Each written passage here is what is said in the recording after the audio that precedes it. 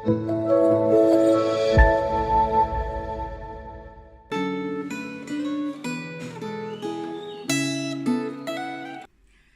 Bapak Ibu, saudara-saudara yang terkasih dalam Tuhan. Senang sekali hari ini kita bisa diberikan kesempatan untuk membaca dan merenungkan firman Tuhan bersama-sama, di mana firman Tuhan yang selalu menguatkan kita. Gema hari ini mengenai dilahirkan kembali. Sebelum kita membaca firman Tuhan, mari kita bersatu dalam doa. Ya Bapa dalam surga, kami mengucap syukur untuk hari ini kami bisa diberikan kesempatan untuk membaca dan merenungkan firman-Mu. Biarlah firman-Mu yang masuk dalam hati kami sehingga kami mengerti apa yang mau Engkau sampaikan kepada kami. Biarlah waktu ini Engkau yang pimpin kami supaya kami bisa fokus dan juga mengerti akan firman yang mau Engkau sampaikan. Di dalam nama Tuhan Yesus kami mengucap syukur dan berdoa. Amin. Saudara bisa membacanya secara keseluruhan sehingga lebih mengerti. Saya hanya akan membacakannya dari ayat yang keempat hingga yang ke-8 saja. Firman Tuhan terambil dari Yohanes 3 ayat 1-21. Demikian firman Tuhan. Kata Nikodemus kepadanya, "Bagaimanakah mungkin seorang dilahirkan kalau ia sudah tua? Dapatkah ia masuk kembali ke dalam rahim ibunya dan dilahirkan lagi?" Jawab Yesus, "Aku berkata kepadamu, sesungguhnya jika seorang tidak dilahirkan dari air dan roh, ia tidak dapat masuk ke dalam kerajaan Allah. Apa yang dilahirkan dari daging adalah daging, dan apa yang dilahirkan dari roh adalah roh. Janganlah engkau heran, karena aku berkata kepadamu, kamu harus dilahirkan kembali. Angin bertiup kemana ia mau, dan engkau mendengar bunyinya. Tetapi engkau tidak tahu dari mana ia datang atau kemana ia pergi. Demikianlah halnya dengan tiap-tiap orang yang lahir dari roh." Yohanes 3 ayat 1-21 ini menceritakan tentang Nikodemus yang menemui Yesus. Tujuan cerita ini adalah mengajarkan kita bahwa untuk menjadi murid atau pengikut Kristus yang sejati, seseorang harus dilahirkan kembali atau kelahiran baru. Beragama saja tidaklah menjamin bahwa seseorang bisa masuk dalam kerajaan Allah. Siapakah Nikodemus itu? Nikodemus itu sebagai seorang Farisi, yaitu pemimpin agama Yahudi. Ada di Yohanes 3 ayat 1. Dalam terjemahan NIV, a member of Jewish ruling council, yaitu anggota dewan pemerintah Yahudi. Ini berarti Nikodemus adalah anggota mahkamah agama Yahudi.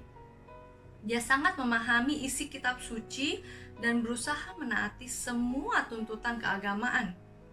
Golongan Farisi merupakan pemimpin religius bangsa itu. Nikodemus bukan hanya termasuk kelompok ini saja, tetapi dia juga merupakan pemimpin agama Yahudi, seorang anggota Sanhedrin. Di dalam pemikiran Nikodemus, berbagai mujizat itu mungkin merupakan tanda bahwa kerajaan Allah dalam arti politik. Tetapi Yesus malah memperkenalkan sebuah konsep tentang kerajaan Allah yang sama sekali berbeda dengan pemikiran Nikodemus, yaitu dengan tanda-tanda yang menunjuk kepada pemerintahan rohani oleh Allah, yaitu dilahirkan kembali, yaitu harus lahir baru. Saat Nikodemus mendengar berita tentang Tuhan Yesus, dia sadar bahwa ada yang kurang dari dirinya, sehingga ia datang pada waktu malam untuk mencari Tuhan Yesus. Dia memuji Tuhan Yesus sebagai guru yang diutus Allah. Yohanes 3 ayat 2. Tapi Tuhan Yesus tidak mau membicarakan dan menanggapi pujian itu. Tetapi Tuhan Yesus malah membicarakan pokok persoalan yang dihadapi oleh Nikodemus, yaitu bahwa ia harus dilahirkan kembali dari air dan roh. Yohanes 3 ayat 3-7. Yesus sekarang melukiskan kelahiran baru dalam kaitan dengan air dan roh. Air mungkin mengacu kepada penekanan Yohanes Pembaptis pada pertobatan dan penyucian dari dosa sebagai dasar yang penting. Perkataan dilahirkan dari air dan roh di ayat yang kelima dijelaskan di ayat 6 sebagai dilahirkan dari daging atau kelahiran jasmani, dan dilahirkan dari roh yang menunjuk kepada pembaruan secara rohani yang dikerjakan oleh Roh Kudus. Roh Kudus bekerja di dalam diri seseorang seperti angin lewat, yang tidak terlihat oleh mata jasmani kita, tetapi hasilnya terlihat dalam wujud pembaharuan hidup.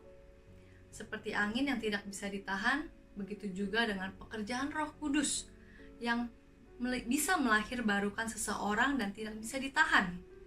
Kalau Roh Kudus mau bekerja atau mau melahirbarukan seseorang, ia pasti berhasil. Kelahiran baru itu tidak terlihat, tetapi kita bisa lihat dari hasil atau buahnya. Bahkan kita bisa mendengar bunyinya. Yohanes 3 ayat 8. Pembaharuan hidup diawali dengan karya penebusan yang dikerjakan Yesus Kristus, yaitu melalui kematiannya di kayu salib.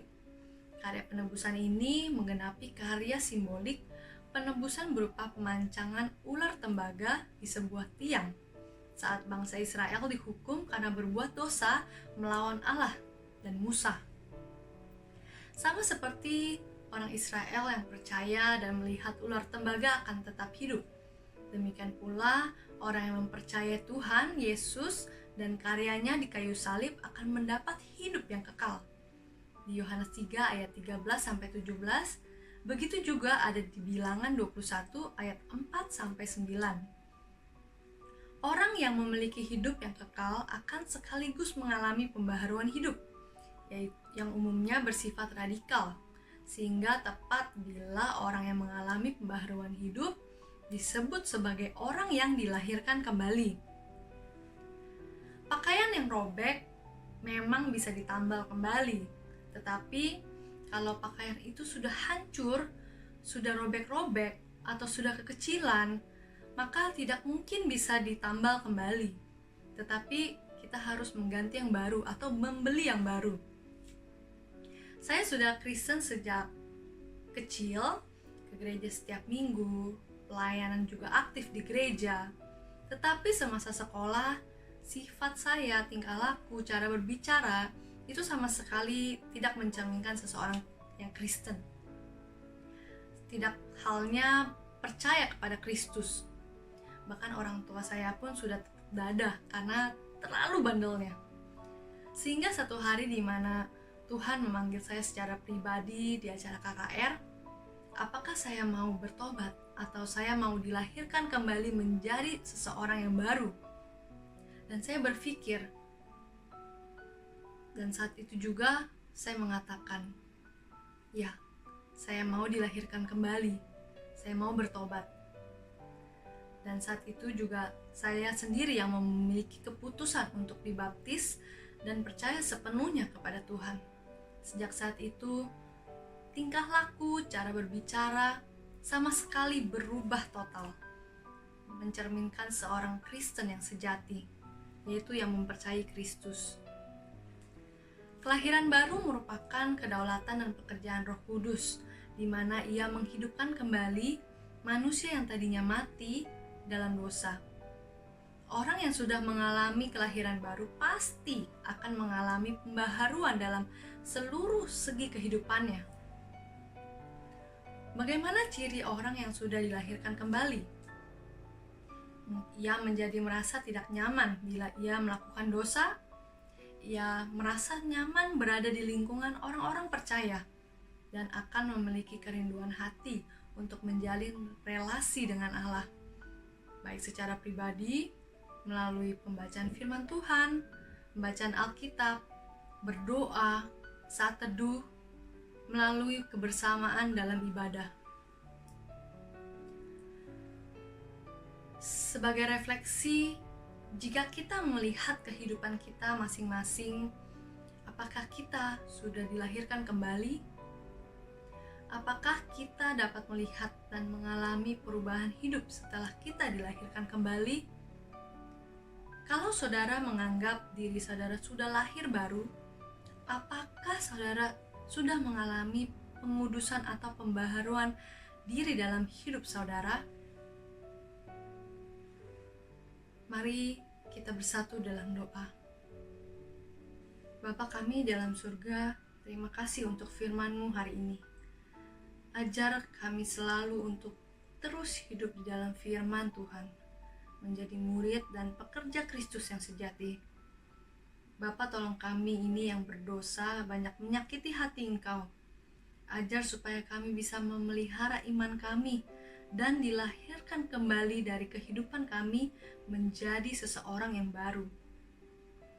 Di masa COVID ini begitu banyak keluarga dan teman-teman kami yang terkena COVID. Biarlah Tuhan, Engkau sendiri yang kuatkan kesehatan dan berikan kesembuhan bagi yang terinfeksi.